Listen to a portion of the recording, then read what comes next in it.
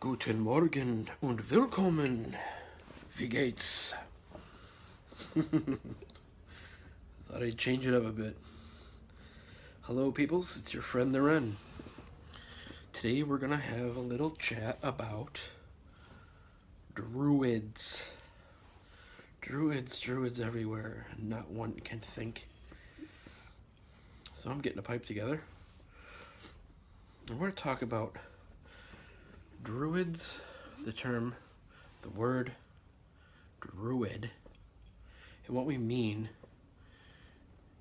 in Celtic polytheism when someone hears the word druid versus the word Draoi.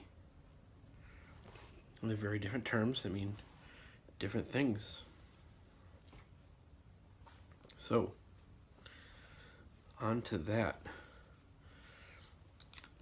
We're having some Mac Barron's HH Dark Fire Cured Virginia this morning, which I like to call Vitamin N. Vitamin N for nicotine. Niklaus Otine. It is early morning, and I am not a morning person, so forgive me. Did you ever notice I talk out of the side of my mouth a lot? Right? Even when there's not a pipe in my mouth? Even when there's not a pipe in my mouth? Muscle memory, and, well, some personal health issues as a child. So, oh, yeah, why does Draoi always talk out of the side of his mouth like that? Did you ever think maybe I had Bell's palsy? That's a lot of hair in my hand. All right, so let's get this fired up, and let's think. While I'm doing that, take a moment. Let your mind wander for a second, and when you hear the word druid, what things come to mind for you?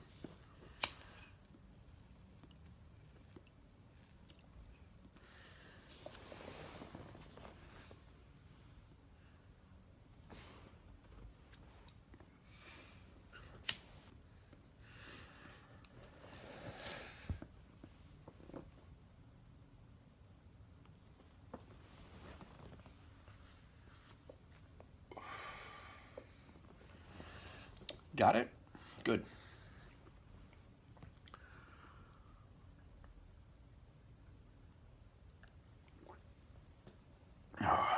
I'm betting, for most of you, when you hear the word druid,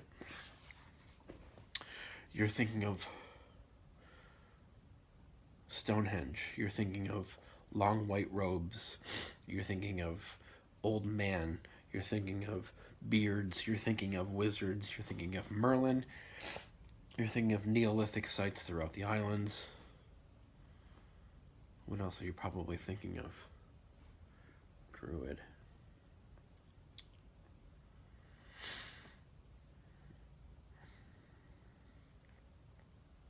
That's a stereotype. It's a stereotype. And it's an unfair one because it's incorrect. Now, where does this come from? Well,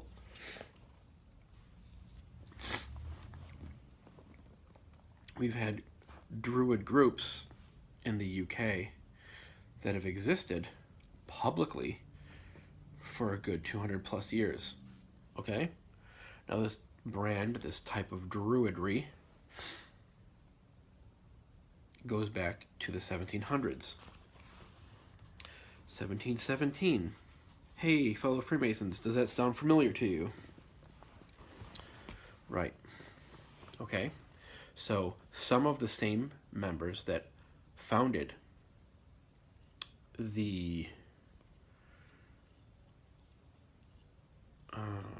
what's the proper term for it? For the Mother Grove, if you will, were the same members that were putting down the roots of Freemasonry. The same gentlemen belonged to both organizations. One happened to be very private Freemasonry, where they took the other brand and made it public. Now, the Druids of that time, if you want to call them that, I won't. These were aristocratic gentlemen that were involved in philanthropy. Morning. Good morning.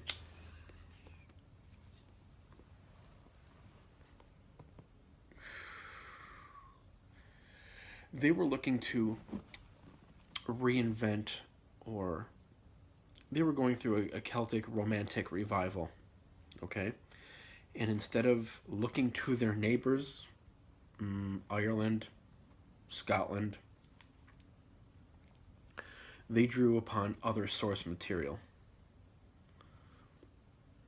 They looked to Christian mysticism. They looked to things that were early Freemasonry, if you will. They looked to Kabbalah. They looked through Arthurian lore.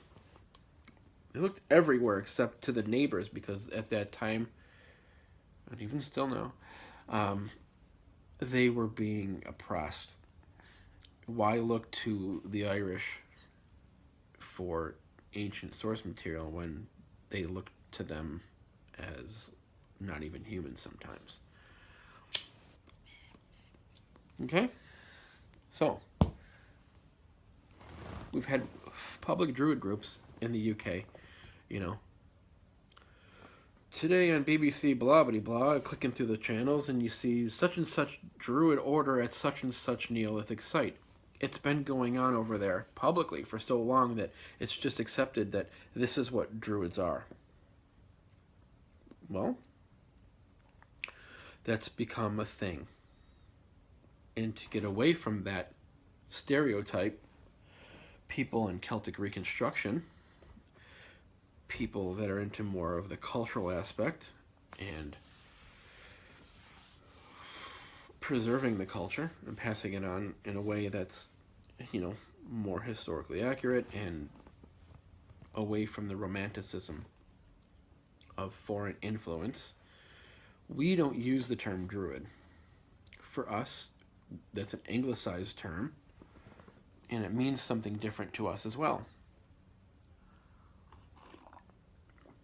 We would use the term Draoi, which is, oh, I'm sorry for shaking that about. I should probably put that on the floor.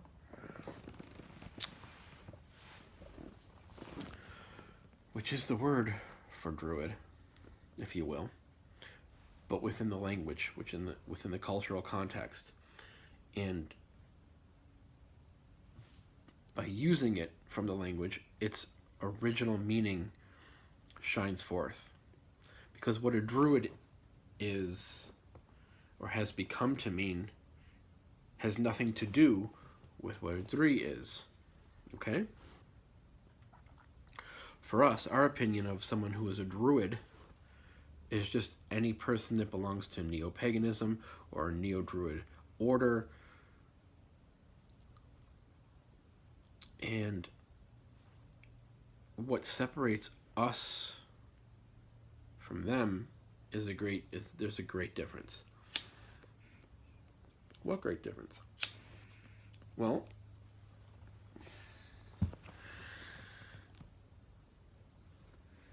number one, the language. Number two, the culture. Number three, the customs and traditions.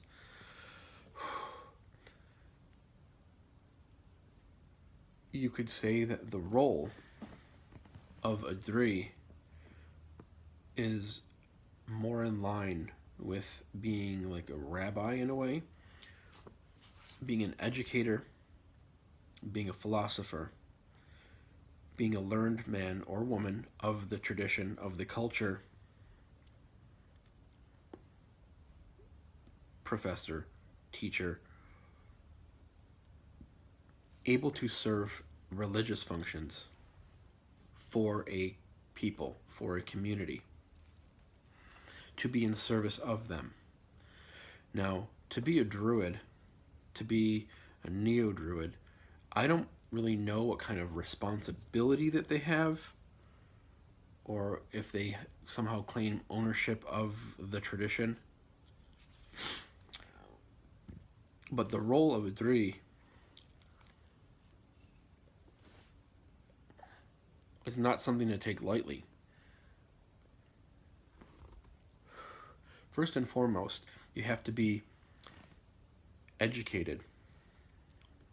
And for those of us that are very serious hard polys or reconstructionists, when we say educated, we mean scholastically, at a college, at a university. Okay? A Celtic Studies major could qualify for that, you know?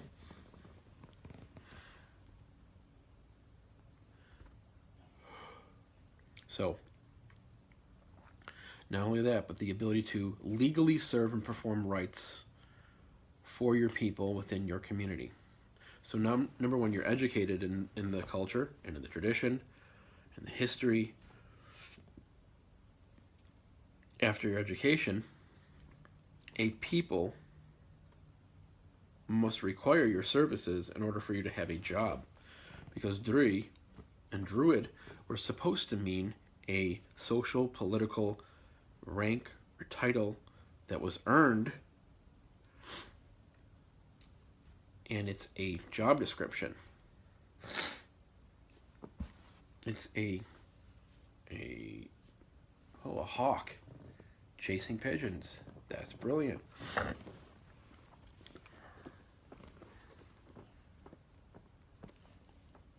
It's a role within the community that's a very intricate part of the community. They were not a giant priestcraft. There was not many druids. You know, it was that aspect of the culture was the smallest aspect. You know, we'd have, you know, warrior elite, warrior nobles, you know, your warrior class. You would have your artistic class, which the Draoi were a part of. Your artisans, your farmers, your slaves. So, being a Draoi today,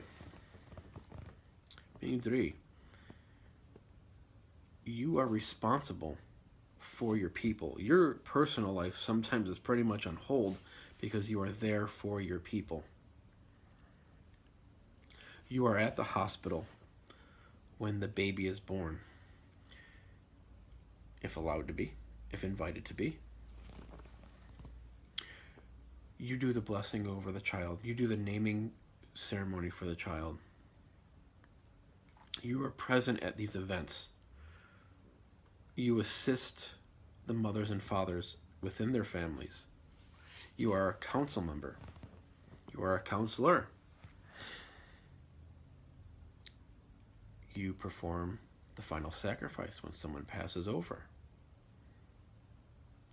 You are there at 2 a.m. answering your cell phone because someone is too drunk to drive home. And it's your responsibility to take care of your people.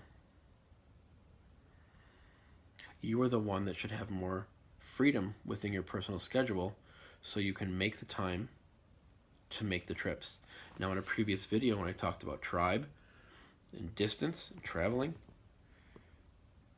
if you're working in a tuha or a pubble, which is, you know, larger groups, you should have more freedom within your schedule so you have the ability to travel to be with your people. They can't always come to you, but you should be able to get to them, okay? So-and-so lives an hour away. Okay? We have phones, we have technology, we have YouTube, we have Skype, we have all sorts of things to remain in contact. Nothing takes the place of being in person, sharing a meal,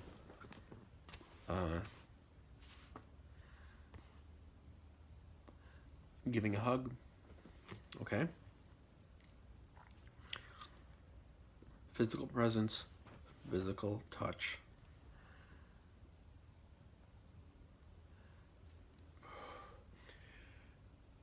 I would say there's this illusion within Druidry that somehow there's this power that, you know, you'll eventually work with magic, or there's trappings of paganism, if you will. All this big glamour. Hollywood transfers over into the pagan community, and people become focused oftentimes on the wrong aspects of the culture. Especially you see this in Neo-Druidry. There's not some sort of, well, I have authority here. That's wrong. It's not authority. It's responsibility. When I wear my torque around my neck, it's to remind me of my obligation to take care of my family and of my people.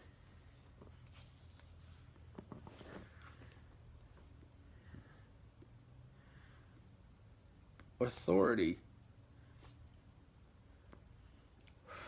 can be a gift that the people bestow upon you,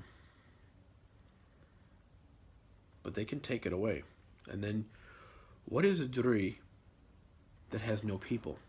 If you are learned, educated, but you're not serving a people, then can you call yourself a Druid? So you're a Druid, and you read, a couple of these books. Maybe you belong to an order, right? Are you a Druid?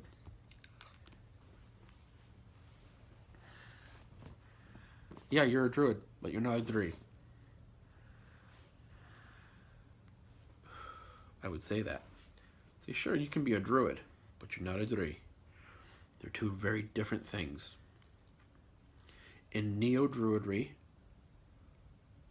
in Druidry, Druidism, modern Druidry, whatever you want to call it, this New Age faith aspect of Druids, everybody wants to be involved in Druid stuff, and that's, some of it's great, sure. But the confusion arises when there's very different branches of the tree, if you will. Now, here's an interesting fact that most people don't realize, okay? This might blow the tops off of your roof.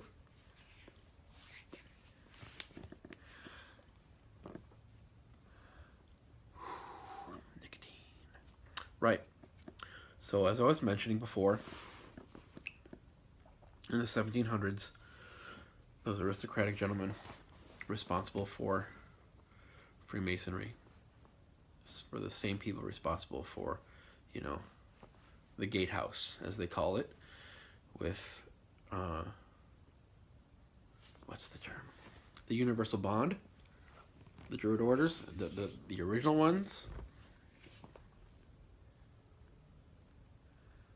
the Mother Grove, okay?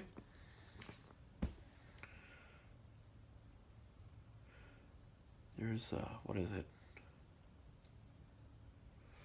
Right.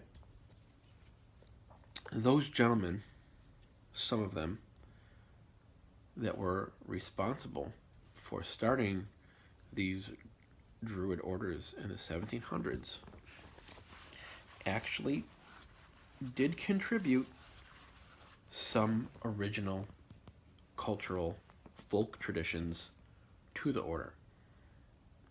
The problem we have is so many things were mixed in at that time period from different sources that they get kind of lost. We know that traditions from Ireland, Scotland, Wales, Cornwall, and Brittany, people traveled, people gathered, and people put into the order of that time period customs and folk traditions of what was still happening during that time period that had been passed down and still in common usage. So, even the earliest roots of Neo-Druidry have its charm. But as time progressed, more and more of those things within Neo-Druidry became less and less, and other things came to be more predominant to meet the needs of the people of those times. And that's understandable. You can't completely draw upon, some sort of pretend ancient source material. But if they were living through it culturally, and that's virtually impossible because these things were happening in the UK, which is a completely different culture than Ireland.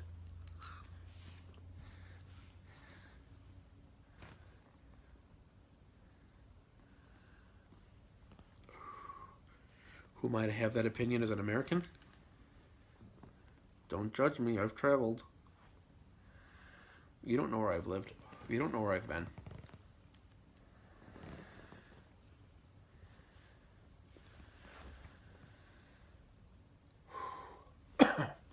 So, Druid, Draoi.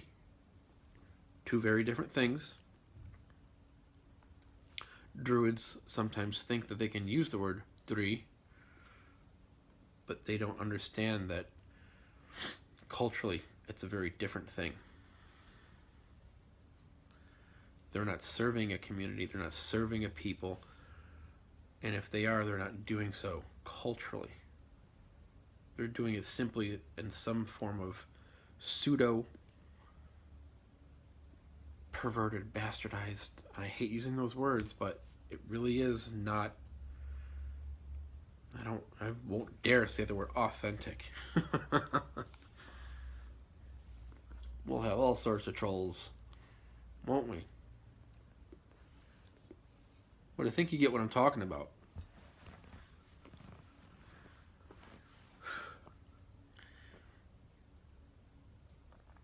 Well, in the cultural aspect, especially within Shintracht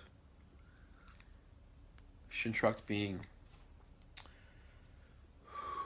Gaelic tribalistic polytheism, or Gaelic polytheistic tribalism, whatever you want to call it, pretty much means the ancestral way, the way of the ancestors, doing things, being a part of the ancestral culture. Culture has its faith. Faith is intermingled into the culture, into every aspect of it.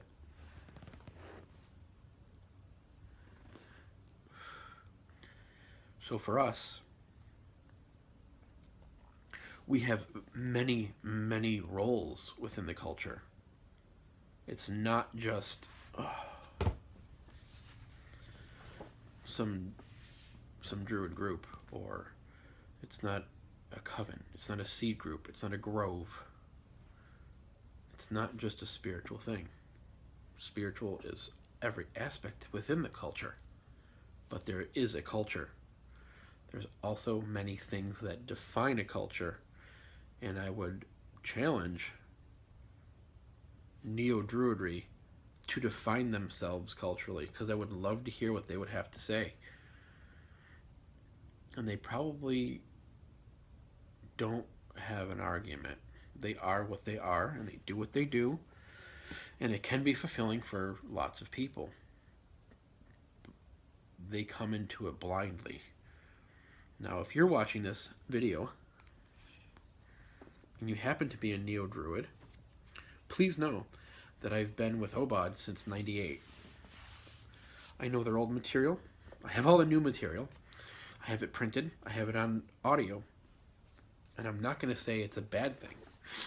It's a wonderful thing for an individual that allows them to learn about themselves and gives them things about the tradition in such a way that's an introduction. I would to say a fair assessment that they provide you an introduction into the culture. But it's a very broad aspect of Celticism, if you will. Now, if you really want to learn a little bit more about something that's more culturally based. Oh my god, I'm so tired. And the Druids. The book that I like is called The Druids by Peter Beresford Ellis. Now, some people don't like his writing because they have an opinion that he's a Celtophile, and they, say his work is,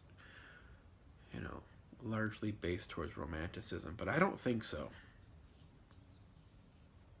And I don't think so for a lot of reasons, but I won't give my opinion on that right now. But if you can find it, it's on Amazon, it's a good book. It talks in depth about specifically the Druids, and what I mean there is the Draoi, and it breaks them down into subgroups, as counselors, as judges, as magicians, as scientists, as astrologers, as advisors to kings.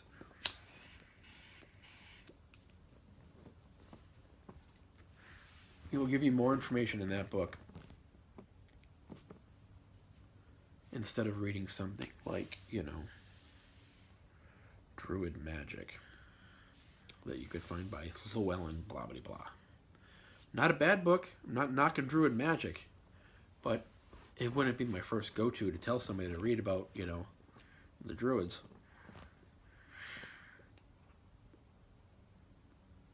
Is it a good beginner book? Yeah, sure, you could say that. I own it. I've let people borrow it. And that's the main focus on being a Draoi is education. What is education? Well, there's lots of reading. There's lots of comparative stuff going on. There's classes at college. Most universities, good ones I should say, have some sort of Celtic program.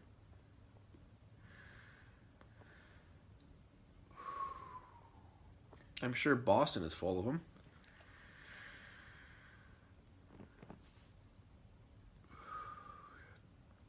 Yeah. But there's a secondary problem right there. You would have someone that's within this educational program that sees themselves as a scholar. Okay. There's no denying that. You have your PhD in this, and you've dedicated your life to this. You know tons of amazing things. But do you really know them? Because there is a difference between the scholar and the mystic.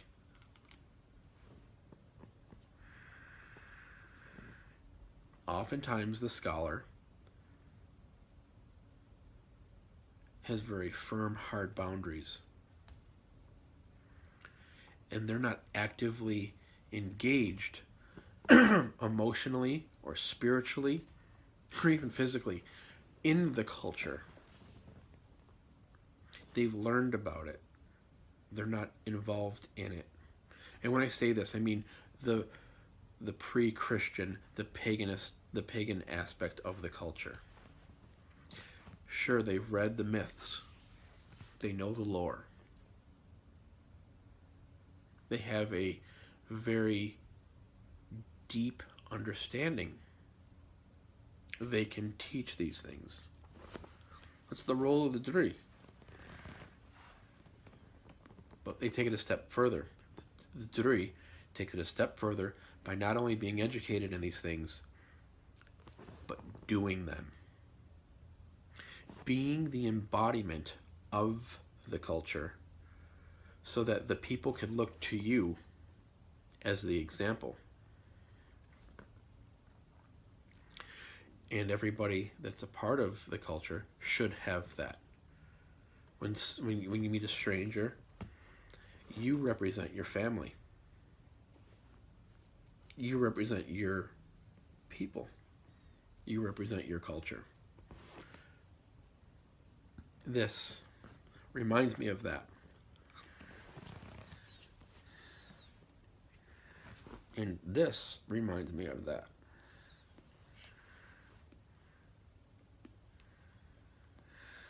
To me, Celtic ring money, being very old, and this is bog oak, which is also very old, is a constant reminder of the ancestors, the ancestral customs and traditions.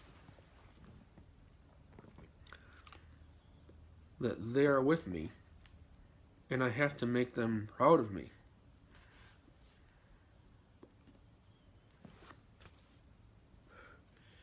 They died, and we're here. And one day we'll die, and they'll be there, right? Our ancestors, our children, and their grandchildren, so forth. We have to be the example of our people, of our culture, for our people.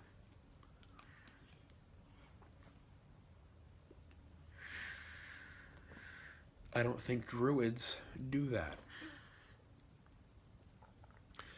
I see all too often Druids, in this modern context, flashy, wearing robes, celebrating holidays that they don't fully understand, doing so using a language that's shoddy at best, working off of rituals that are on paper, which, if you watch previous videos, you understand how I feel about that. And doing so in a spiritual context only. How often do these people meet as a family group besides just the holidays?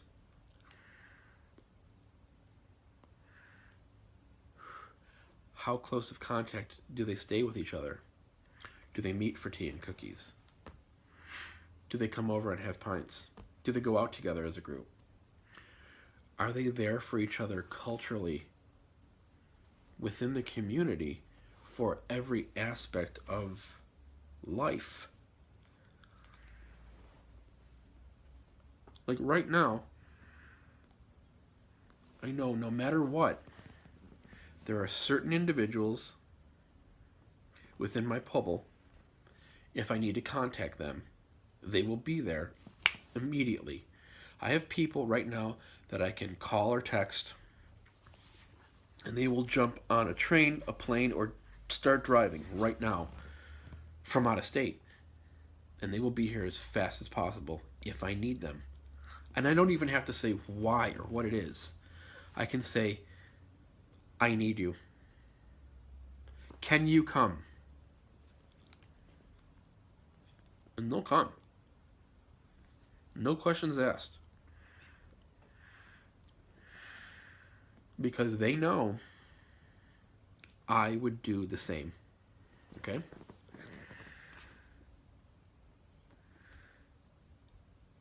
And that's, I guess, the point I'm making here. There is a very strict definition and separation in terms. Druids, Draoi. They are very different. What we do are very different. How we define ourselves, how we see ourselves, very different. I'm not saying one is better than the other. I'm just saying that they're different. They fulfill different roles and different needs.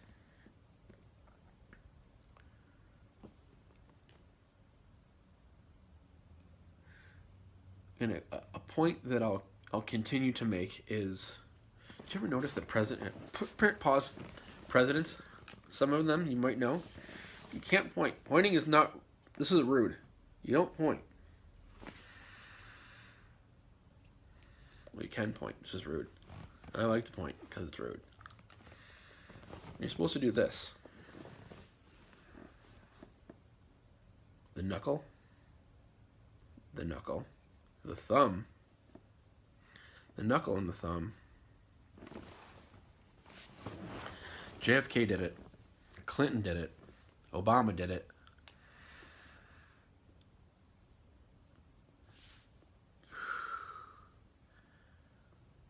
Because this is a no-no. This is different. This is different, right?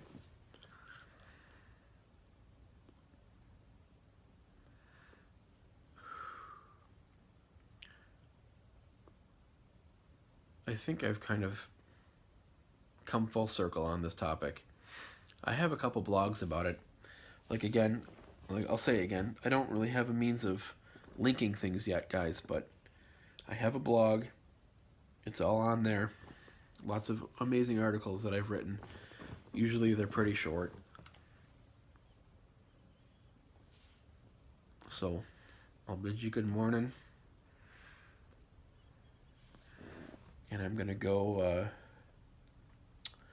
have some oatmeal and a cup of tea and think about all the things I need to do this Monday morning, because I don't like Mondays. I don't like daytime.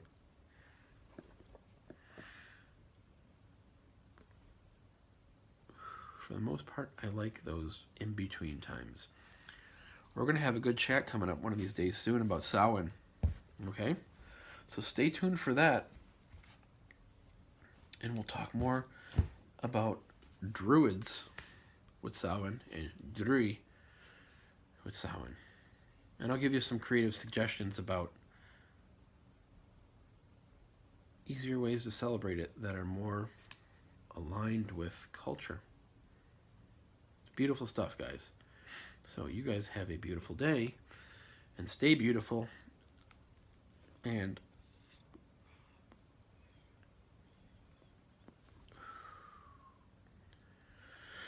yeah, be excellent to each other. So Slongafol, we'll talk to you soon.